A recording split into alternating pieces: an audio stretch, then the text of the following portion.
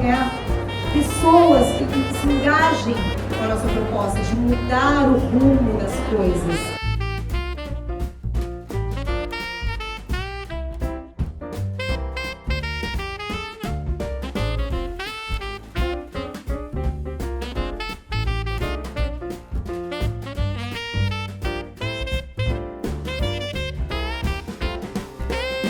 Empreendedores, mas nós somos o que paga, o que vende na loja, o que administra as coisas em casa, a gente acaba fazendo tudo isso.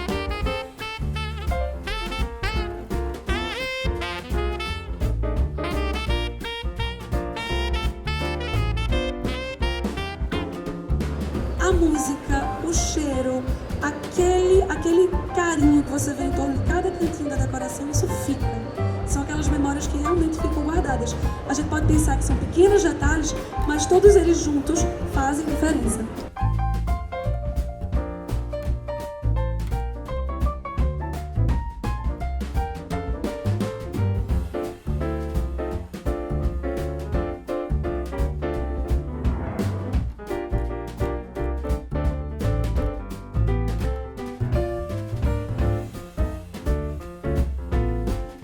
O nosso caráter, ele é indubitável. Então, se a gente mostra o nosso caráter, em qualquer lugar que a gente chegar, a gente vai conseguir ter uma conduta de comportamento adequada.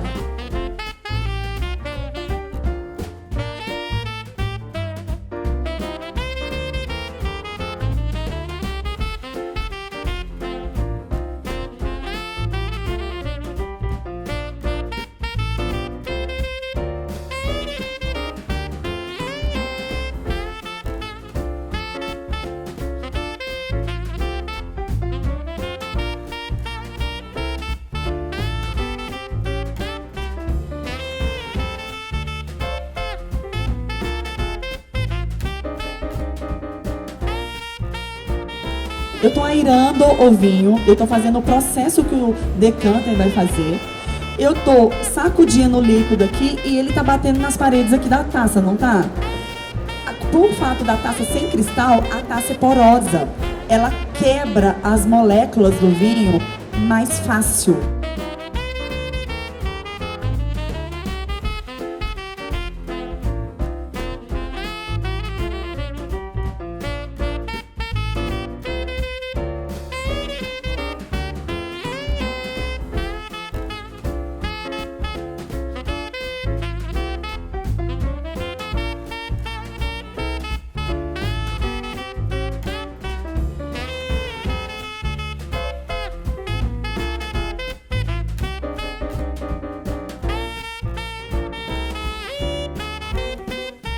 É na mesa que eu consigo olhar dentro dos olhos.